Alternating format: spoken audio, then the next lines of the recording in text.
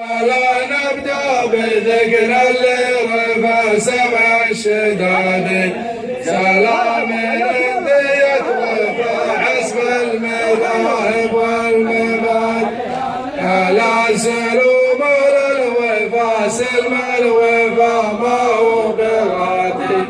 بين الرجال اللي تمد الطيب باليمن الكريم والثاني يا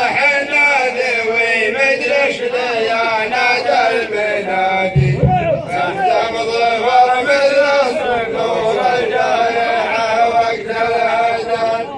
وابن البيت لا دهانا ما حدانا عن حادي نقبل وجوب للوجوب اللي مواقفهم عظيم